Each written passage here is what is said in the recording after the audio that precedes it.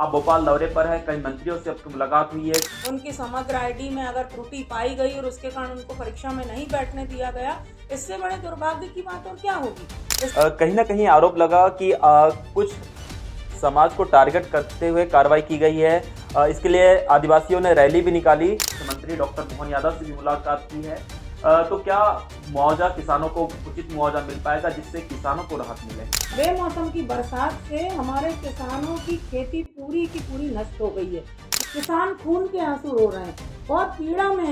लगभग 70-80% खेती पूरी बर्बाद हो चुकी है। ऐसे कौन से प्लान हैं जिसको आप करना चाहते हैं लेकिन सरकार का साथ आपको नहीं मिल रहा है? भारतीय जनता पार्टी के जो स्थानीय नेता हैं वो काम करने में कई तरह के रोड़े अटकाते हैं।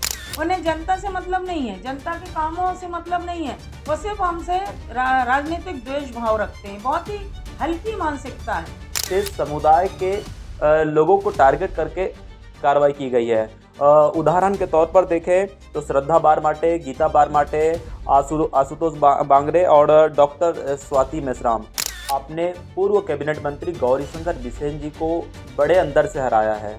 तो चुनौतियों से घबराने वाली अनुभव मुंजारे तो बिल्कुल नहीं है। तो श्रीमती मौसम हरेंद्र खेड़े जी का बिना कारण मेरे पारिवारिक मसले पर उंगली उठाई जाती है, तब मुझे तकलीफ होती।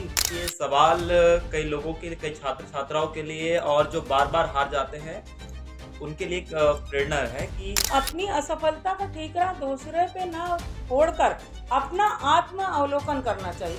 तो ये 2 चुनाव मेरे लाइफ का टर्निंग पॉइंट थे। मैं तो महाकाल जी की भक्त हूँ और महाकाल जी की भक्ति करती हूँ और अपने जिंदगी हर कदम एक नई जंग है, जीते जाएंगे हम, जीते जाएंगे हम, तू अगर संग है। बालाघाट विधानसभा और पूरे बालाघाट विधानसभा ही नहीं, पूरे मध्य प्रदेश की तेज तर्रार विधायक श्रीमती अनुभव मुंजारा इन दिनों भोपाल दौरे पर है। बालाघाट से कांग्रेस की विधायक है लेकिन मध्य प्रदेश में भाजपा की सरकार है। कैसा तालमेल बैठा कर चलना पड़ता है, कौन सी समस्याओं का सामना करना पड़ता है, कई हार का सामना उनको करना पड़ा, जिसके बाद जो अनुभव और जो तजुर्बा उनको मिला है वो साफ तौर पर उनके व्यवहार में झलकता है। जो अपने अपनों के बीच वो जाते हैं, कौन से रोडमैप के साथ वो काम कर रही हैं और बालाघाट विधानसभा के जो लोग हैं उनके लिए वो किस तरह से काम करना चाहती हैं, कैसे सौगात वो अपने क्षेत्र के लोगों के लिए लेकर आएंगी। बालाघाट समेत प्रदेश के कई विषयों पर चर्चा होगी। मैडम, सबसे पहले आपका बहुत बहुत स्वागत। नमस्कार। आपसे पहला सवाल यही है कि इन दिनों आप भोपाल दौरे पर हैं, किन कार्यों को लेकर आए हैं? हमने देखा कि कुछ मंत्रियों से आपकी मुलाकात हुई है। देखिए, एक जनप्रतिनिधि की जिम्मेदारी होती है कि वो जनहित के कार्यों को न सिर्फ सड़क पर उठाए बल्कि सदन में, क्योंकि जनता ने हमें आशीर्वाद देकर सदन तक पहुंचाया विधानसभा के, तो वहां तक हम लेकर जाएं।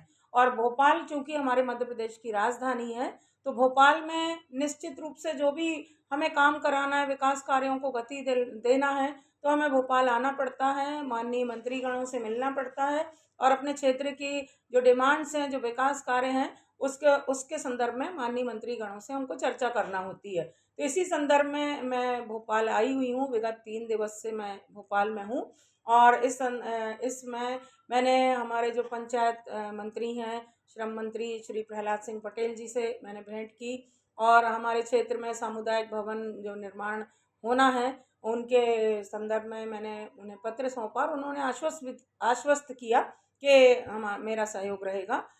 उसी प्रकार कुछ ग्रामीण क्षेत्र की समस्याएं थी, पंचायतों की कुछ समस्याएं थी, वो भी मैंने माननीय मंत्री जी से रखी हैं और उन्होंने पूरा समस्याओं को निदान करने का पूरा मुझे सहयोग देने का उन्होंने वादा किया है। उसी संदर्भ में हमारे जो स्कूल शिक्षा मंत्री हैं, परिवहन मंत्री और हमारे बालाघाट जिले के प्रभारी मंत्री राव उदय प्रताप सिंह जी, उनसे भी मैं मिली और हमारे क्षेत्र में कई जीर्ण शीर्ण स्कूल के भवन हैं। तो स्कूल की भवन अगर जीर्ण शीर्ण है तो हमारे बच्चों के लिए निश्चित रूप से बहुत ज़्यादा खतरे की स्थिति है और स्कूल स्टाफ के लिए भी। और उस संदर्भ में मैंने माननीय मंत्री जी से चर्चा की, उन्हें पत्र दिया और आग्रह किया कि बच्चों की सुरक्षा को देखते हुए इन जीर्ण शीर्ण स्कूल के जो भवन हैं इनका तोड़ के नए बनाए जाएं और बैठने की समस्याएं बहुत हैं बच्चों को। हाई स्कूल की बिल्डिंग और हायर सेकेंडरी स्कूल संचालित हो रहे हैं। ऐसी स्थिति में ना प्रयोगशालाएं चल पा रही हैं, ना बच्चों को पर्याप्त स्थान मिल रहा है बैठने का। तो इस कारण वो अपने विषय का अध्ययन ठीक से नहीं कर पाते और शिक्षकगण भी समस्या बताते हैं। उस संदर्भ में भी मैंने माननीय मंत्री जी से उनका ध्यान आकृष्ट कराया और उन्होंने पूरा सहयोग देने का मुझे आश्वासन दिया। स्कूलों की आपने बात की तो हाल ही में जो अर्धवार्षिक परीक्षा हुई है उसमें बालाघाट जिले में हमें देखने मिला है कि एक आदिवासी बच्ची को 2 छात्राओं को परीक्षा में इसलिए नहीं बैठने दिए क्योंकि उनकी समग्र आईडी में त्रुटि थी। तो किस तरह से देखते हैं कि क्या आदिवासी बच्चे वहाँ पर ज़्यादा है तो उनके शिक्षा पर क्या किसकी लापरवाही आप समझते हैं? देखिए, इसमें तो विभाग की गलती है। बच्चों के भविष्य के साथ खिलवाड़ करने का अधिकार किसी को भी नहीं है। और अगर ऐसा हुआ है, हमारे आदिवासी समुदाय की दोनों बच्चियों के भविष्य के साथ खिलवाड़ हुआ है, उनकी समग्र आईडी में अगर त्रुटि पाई गई और उसके कारण उनको परीक्षा में नहीं बैठने दिया गया, इससे बड़े दुर्भाग्य की बात और क्या होगी? इसमें विभाग के जो जिम्मेदार अधिकारी हैं उन पे कार्रवाई होना चाहिए, कठोर कार्रवाई होना चाहिए। और एक तरफ हमारे मध्य प्रदेश शासन जो है, मध्य प्रदेश की डॉक्टर मोहन यादव जी की सरकार कहती है कि हम हर समाज के सबसे अंतिम छोर के बच्चों की शिक्षा पे हम ध्यान दे रहे हैं। और बच्चे हमारे शिक्षित होंगे तो हमारा समाज शिक्षित होगा, राष्ट्र हमारा प्रगति करेगा। और दूसरी तरफ अगर आदिवासी समाज की हमारी बालिकाएं अगर शिक्षा के अधिकार से वंचित हैं, परीक्षा देने के अधिकार से वंचित हैं, तो फिर सरकार अपने वादे को कैसे पूरा करेगी? और फिर सरकार की मंशा स्पष्ट करें अधिकारी लोग। तो आदिवासियों की लगातार हम बात कर रहे हैं तो बाघ कांड की हम बात करें तो इनमें कार्रवाई भी हुई लेकिन कहीं ना कहीं आरोप लगा कि कुछ समाज को टारगेट करते हुए कार्रवाई की गई है। इसके लिए आदिवासियों ने रैली भी निकाली। इसे आप कैसा देखते हैं? हाँ, देखिए, हमारे जो आदिवासी समाज है वो हमारे भारत देश की आदिम संस्कृति की परिचायक है। और आदिम संस्कृति का हम सभी सम्मान करते हैं। और क्योंकि वो हमारे देश की एक धरोहर है, एक परंपरा है, जो जल जंगल और जमीन की लड़ाई लड़ते हैं और उन्होंने ही जंगल को सुरक्षित रखा है, जल को सुरक्षित रखा है और जमीन को सुरक्षित रखा है। और आज भी बड़े भोले भाले आदिवासी जंगलों में रहकर वहीं से अपने जीविकोपार्जन का साधन ढूंढते हैं और उसी तरह का जीवन वो जीते हैं। लेकिन हम देख रहे हैं कि हमारे आदिवासी समाज के साथ निरंतर अन्याय ही होता है। उनके वोट के अधिकार तो उन्हें मिला हुआ है। वोट प्राप्त करने के लिए सभी राजनीति लोग जो हैं वो प्रयास करते रहते हैं। लेकिन कभी उनकी मूलभूत ज़रूरतें क्या हैं, उनकी मूलभूत समस्याएं क्या हैं, वो विकास की मुख्य धारा से इतनी दूर क्यों है, इस तरफ सोचने का सवाल है। और वो सवाल अगर हल नहीं होता है तो मैं नहीं समझती कि सरकार अपने उद्देश्यों में सफल हो रही है। सरकार का जो उद्देश्य है होना चाहिए कि आदिवासी समाज के लोगों का उत्थान हो, हमारे भारतीय सभ्यता संस्कृति के जो परिचायक हैं उनकी समस्याओं का समाधान हो, वो शिक्षा का जो अधिकार है उससे वो जुड़ पाएं, रोजगार के साधनों से वो जुड़ पाएं और उनके जीवन स्तर में सुधार आए। और हमारे भारत देश की जो मुख्य धारा है उससे वो जुड़कर जीवन यापन करें। जिस दिन वो समान मुख्य धारा में आ जाएंगे हमारे आदिवासी समाज के भाई बहन, मैं समझूंगी कि भारत देश की आजादी के मायने बहुत ऊंचे हो गए। किसानों की बात भी हम कर लेते हैं। बीते दिनों जो लगातार बेमौसम बारिश बालाघाट जिले में उत्तर प्रदेश में हुई है तो किसानों के एक बड़ा नुकसान हुआ है। उनका जो धान है पूरी तरह से बर्बाद हो गया है। आप भोपाल दौरे पर है, कई मंत्रियों से आपकी मुलाकात हुई है, खबर हमें है कि आपने मुख्यमंत्री डॉक्टर मोहन यादव से भी मुलाकात की है। तो क्या मुआवजा किसानों को उचित मुआवजा मिल पाएगा जिससे किसानों को राहत मिले? देखिए, हमारे भारत देश की 70% आबादी कृषि पर आधारित है। और बड़े गर्व के साथ हम कहते हैं कि हम उस भारत देश के नागरिक हैं जहाँ पे 70% जो हमारे देश के नागरिक हैं वो खेती किसानी से जुड़े हैं। हमारा भारत देश कृषि प्रधान देश है। और मध्य प्रदेश की अगर हम बात करें तो मध्य प्रदेश भी हमारा कृषि प्रधान प्रदेश ही है।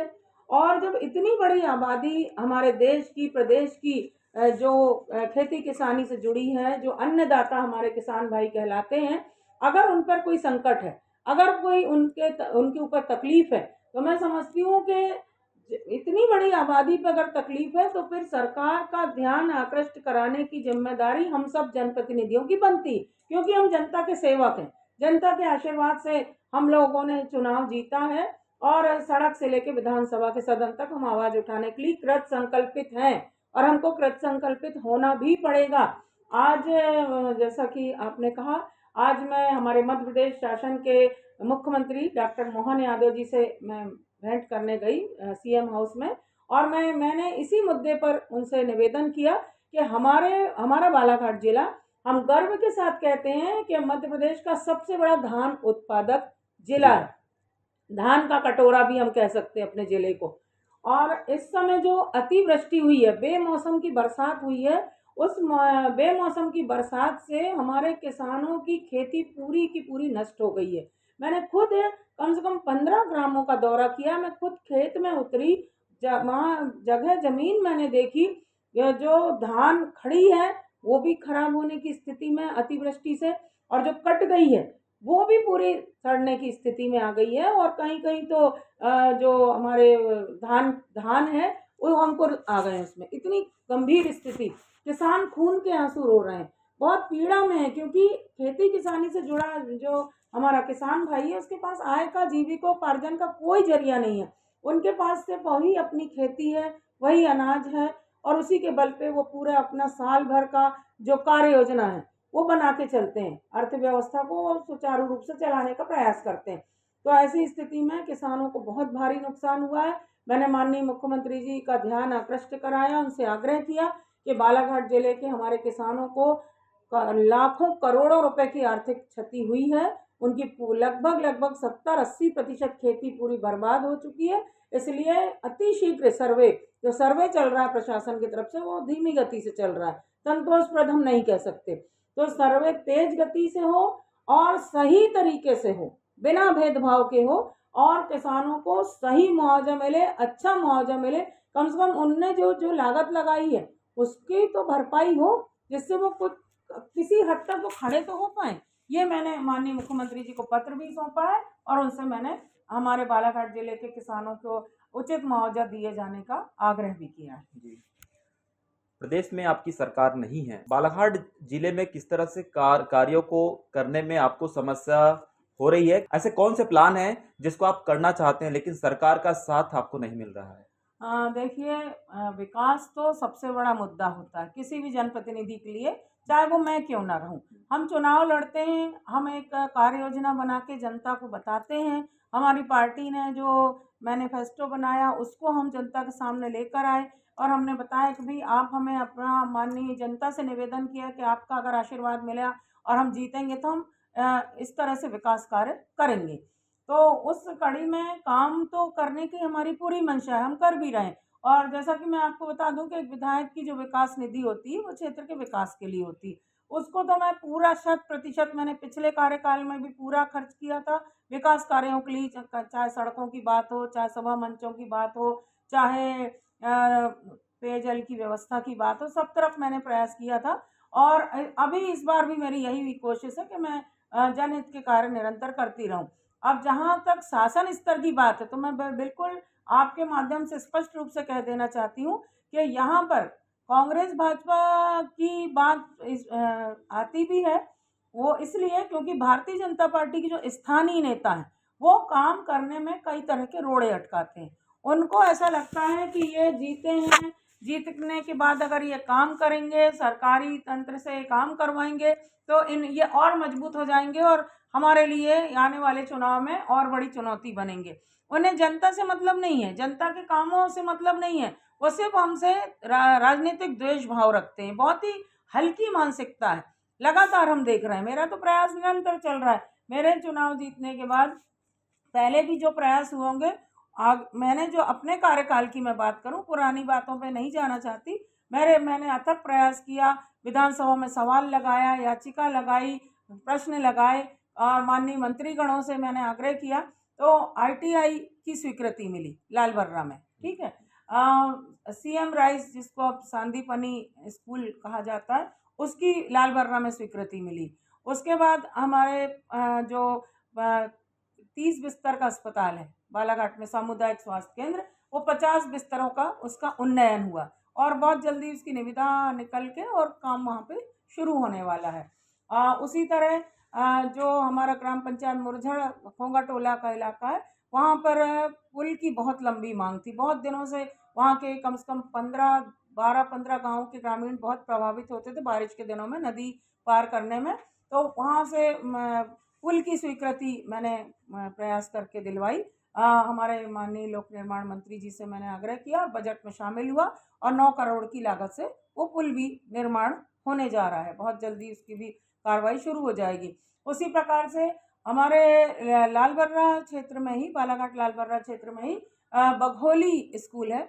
जैसा मैंने आपको बताया कि बघोली हायर सेकेंडरी स्कूल है, लेकिन हायर सेकेंडरी स्कूल बने लगभग 5 साल हुए, उन्नयन हुए, हाई स्कूल से हायर सेकेंडरी में उन्नयन हुआ, लेकिन बिल्डिंग के अभाव में वहाँ भी बच्चों को भारी कष्ट का सामना करना पड़ता था। ठीक से उनकी क्लासेस नहीं चल पाती थी, पीरियड नहीं लग पाते थे। तो मैंने इस संदर्भ में भी प्रयास किया और स्कूल शिक्षा मंत्री, हमारे प्रभारी मंत्री जी ने फिर उस स्कूल के उन्नयन तो हो गया था। स्कूल की अतिरिक्त कक्ष के लिए, प्रयोगशाला, लाइब्रेरी के लिए स्वीकृति हमें प्राप्त हुई। तो 77 लाख की लागत से वो निकट भविष्य में बनने वाला है, उसका भी टेंडर होने वाला है। तो हमारे प्रयास निरंतर चल रहे हैं और शासन स्तर पर भी हम कोशिश करते रहते हैं। और मेरी तो एक बात सीधी यही है कि हम चुनाव तक ठीक है, अलग अलग दलों से हम चुनाव लड़ते हैं, लेकिन हम जब चुन लिए गए तो हम सबके हो गए।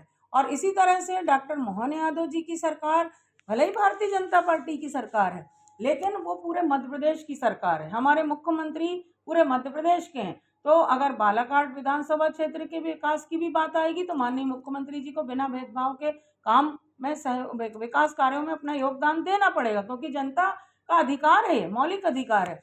पर स्थानीय जनप्रतिनिधि जो हैं, जिनका नाम मैं आपके चैनल पे लेना पसंद नहीं करती है, आप भी जानते हैं कि कुछ बहुत ही कुत्सित मानसिकता के स्थानीय जनप्रतिनिधि हैं, 2-3 लोग, जो लगातार कामों में रोड़े अटकाने का काम करते हैं और प्रशासनिक अधिकारियों को रोकथाम करते हैं कि हमारे साथ दौरे पे ना जाएं। अगर कोई अधिकारी दौरे पे दिख गया तो उनकी शिकायत कर देना कि उनके साथ दौरे पे घूम रहे हैं। अरे हम संवैधानिक अधिकार प्राप्त विधायक हैं। अगर हम अपने साथ दौरे में कोई जन समस्या को दिखाने के लिए नगर पालिका के अधिकारियों को अगर ले गए या PWD विभाग के अधिकारियों को ले गए या राजस्व विभाग के अधिकारियों को अगर फसल नुकसानी दिखाने हम ले गए, तो क्या गलत है ये? हम कोई राजनीतिक अपनी पार्टी का झंडा तो नहीं पकड़ा रहे उनको। तो इस तरह से छोटी छोटी बातों पे शिकायत करके लोकल में काम रोकने का काम होता है, जो बहुत ही शर्मनाक है। मैं ऐसे हल्की मानसिकता के लोगों की मैं कड़े शब्दों में निंदा करती हूँ। हाल ही में हमने सांसद श्रीमती भारती पारधी का साक्षात्कार लिया था। तब उनसे हमने सवाल किया था कि कई ऐसे सरकारी डॉक्टर हैं जो निजी क्लिनिक चलाते हैं। उसके बाद कलेक्टर के निर्देश पर कार्रवाई तो हुई, लेकिन ये कार्रवाई में सामने आ रहा है विशेष समुदाय के लोगों को टारगेट करके कार्रवाई की गई है। उदाहरण के तौर पर देखें तो श्रद्धा बारमाटे, गीता बारमाटे, आशुतोष बांगरे और डॉक्टर स्वाति मेश्राम।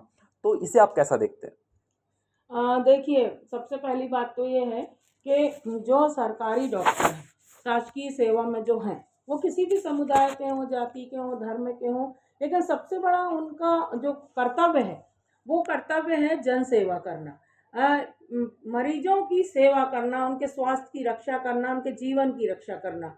अब यहाँ अगर इस तरह से कार्रवाई हुई है तो मैं अपने हिसाब से कह सकती हूँ कि समाज विशेष को टारगेट तो नहीं किया जा सकता।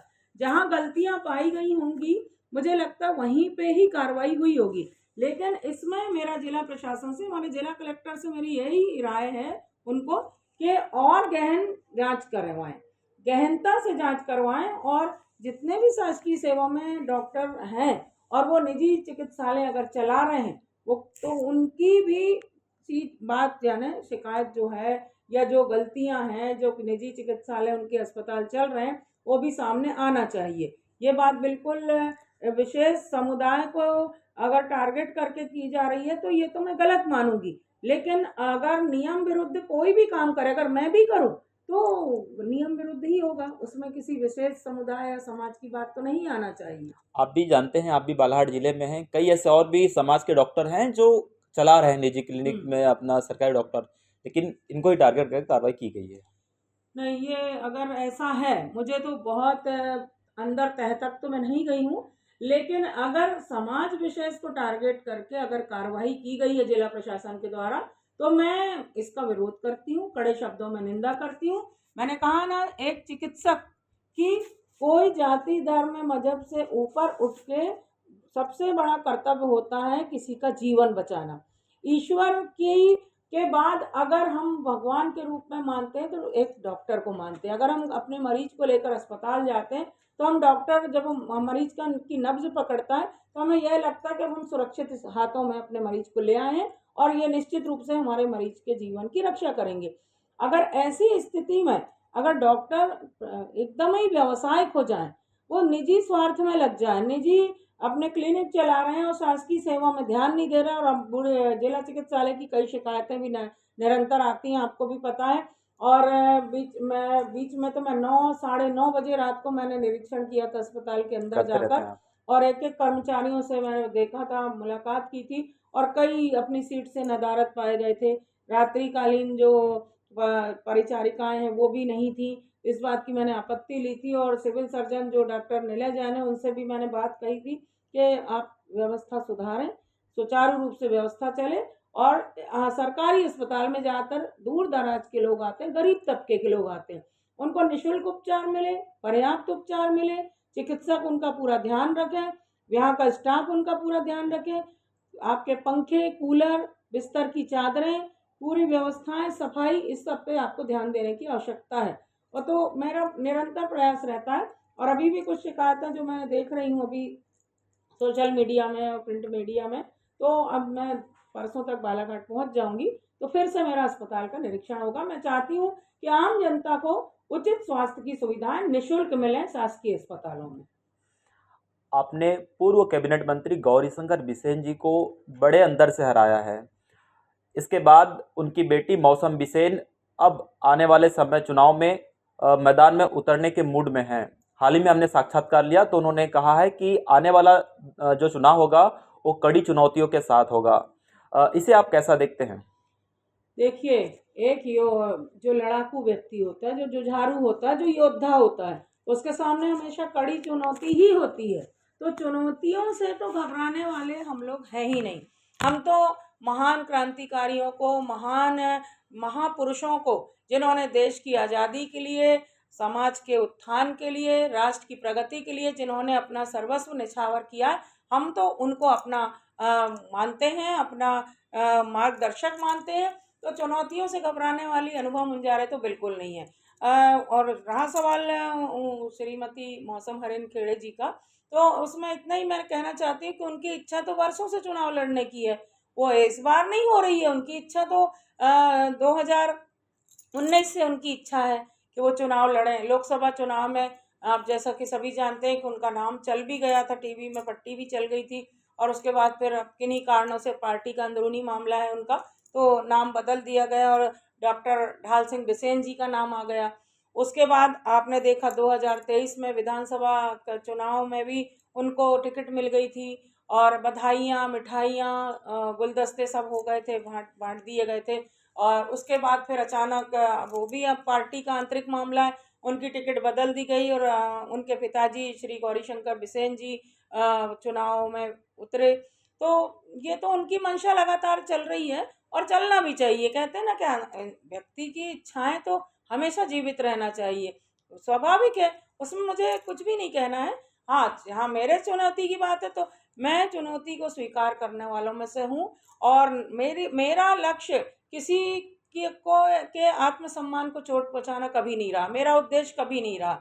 मेरे ऊपर जब कोई बिना कारण हमले किए जाते, बिना कारण मेरे पारिवारिक मसले पर उंगली उठाई जाती है, तब मुझे तकलीफ होती, और फिर क्रिया की प्रतिक्रिया होती, जैसा कि आप जानते नहीं। तो मैं अपने काम में लगे रहना, मैं दिन में मतलब दिन भर में मैं कम से कम 16-17 घंटे काम करती हूँ, मैं सुबह से अर्धरात्रि तक। तो मेरा उद्देश्य है मेरे बालाघाट विधानसभा क्षेत्र में सड़कें बने, आवागमन का अच्छा साधन बने, पुल पुलियाँ बने, स्कूल अच्छे बने, स्वास्थ्य की बेहतर सुविधाएं मिले, हमारे बेरोजगार बच्चों को कोई रोजगार के अच्छे साधन मिले, व्यवस्थाएं मिले।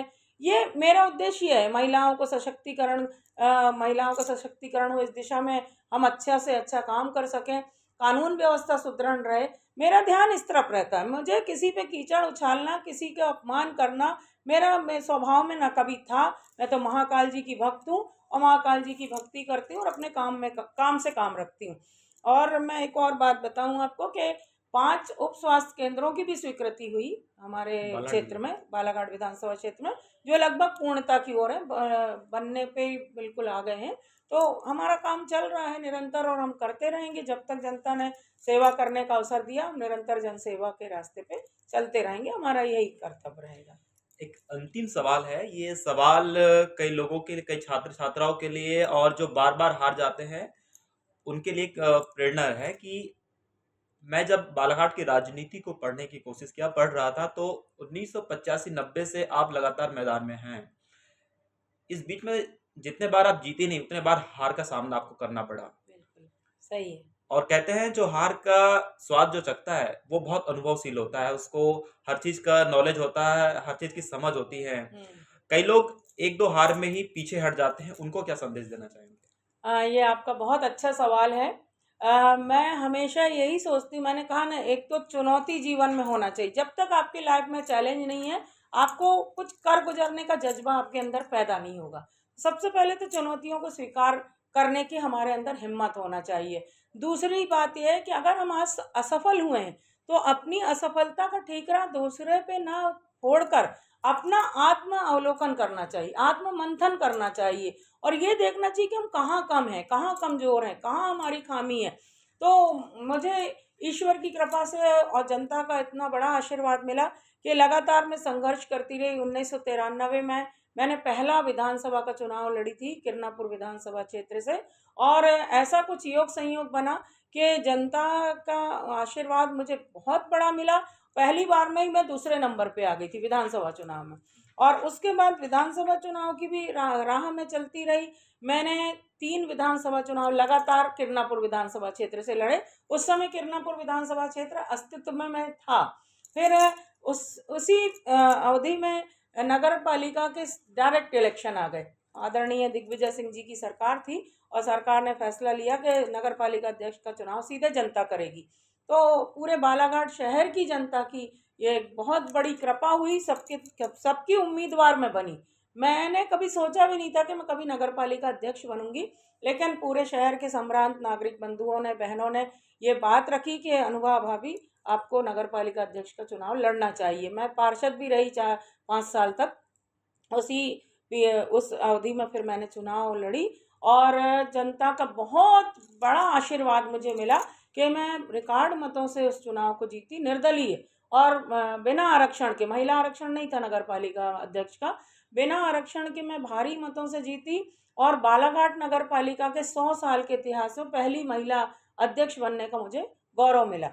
उसी के साथ साथ मेरा विधानसभा चुनाव का भी सफर चलता रहा। लोकसभा चुनाव भी मैंने 2 लड़े। तो असफलता तो मिलती थी, लेकिन कहीं ना कहीं आत्मविश्वास बढ़ता चला गया। नगर पालिका को संभालती थी, जनता की जन समस्याओं से सीधे जुड़कर काम करती थी, तो मुझे लगता था कि नहीं, जन सेवक के रूप में मुझे काम करना है और अपने मंजिल को प्राप्त करने के भी प्रयास मुझे करते रहना है।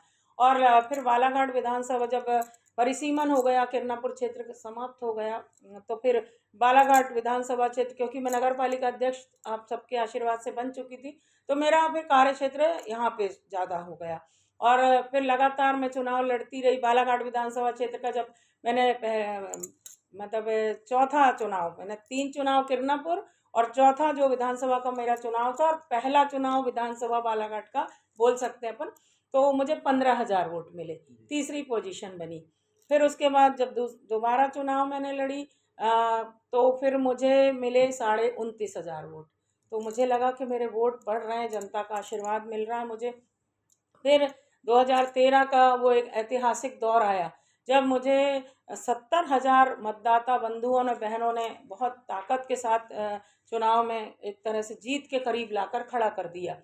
और फिर आदरणीय कमलनाथ जी का और आदरणीय दिग्विजय सिंह जी का, हमारे सभी बड़े नेताओं का ध्यान इस तरफ गया कि 2013 में 70,000 वोट ली थी इन्होंने, तो फिर मैंने 2018 का चुनाव फिर लड़ी, उसमें भी मुझे लगभग 46,000 वोट मिले। तो ये 2 चुनाव मेरे लाइफ का टर्निंग पॉइंट थे। तो आदरणीय हमारे नेताओं ने मुझे ससम्मान कांग्रेस में आने के लिए न्योता दिया, और मैंने जनता की मांग पर, क्योंकि जनता की इच्छा थी कि अब बहुत हो गया, 7 चुनाव हो चुके थे मेरे विधानसभा के, ज़्यादातर 2 चुनाव में मैं तीसरी पोजीशन में रही हूँ, बाकी 5 चुनाव में सेकंड पोजीशन में रही। तो इसलिए जनता की इच्छा थी कि भाभी जी अब कब तक दूसरे नंबर पे लड़ते रहेंगे, अपन हम आपको पहले नंबर पे लाना चाहते हैं, जिससे आप विधायक बन के हमारी जो जन समस्या है उनके लिए आप कम से कम और ज़्यादा ताकत से लड़ सकें। तो इसी में फिर 2023 में मैं कांग्रेस पार्टी में शामिल हुई, और फिर आदरणीय कमलनाथ जी ने बिना किसी शर्त के और बिना मेरी किसी डिमांड के उन्होंने मुझे टिकट दी, और जनता ने इतना बड़ा आशीर्वाद प्रदान किया। 1,10,000 मतदाताओं का मुझे आशीर्वाद मिला, और 29,115 मतों के लंबे अंतर से जनता ने अनुभव मुंजारे को नहीं, अपने बीच के एक सेवक को चुनकर भेजा कि अब सड़क पे तो आप लड़ रहे हो, सदन में विधानसभा में जाकर आम जन की आवाज़ उठाओ। तो इस तरह से मेरा सफ़र रहा है। तो आखिरी में मैं एक बहुत ही शानदार गीत से अपनी बात ख़त्म करूँगी। वो गीत ऐसा है कि आपको भी हिम्मत देगा आगे बढ़ने की, अभी आप युवा हैं और हम सभी के लिए प्रेरणा है वो। जीते जाएंगे हम, जीते जाएंगे हम, तू अगर संग है, जिंदगी हर कदम एक नई जंग है, जिंदगी हर कदम एक नई जंग है, जीते जाएंगे हम, जीते जाएंगे हम, तू अगर संग है, जिंदगी हर कदम एक नई जंग है। सभी को सादर प्रणाम, बहुत बहुत धन्यवाद। बहुत बहुत धन्यवाद मैम। जब आपसे बात होती है और जब आप मुझे भी ऐसा लगता है कि जब अपने लोगों के बीच पहुंचती है और इतना अनुभव आपको है, तो एक अनुभव आप झलकता है और आपको भी लगता होगा कि जिस अनुभव के साथ जो अनुभव आपको है जी, वो क्षेत्र के लोगों को उसका फायदा मिले। ये तो सभी विषयों पर चर्चा करने के लिए बहुत बहुत धन्यवाद आपका।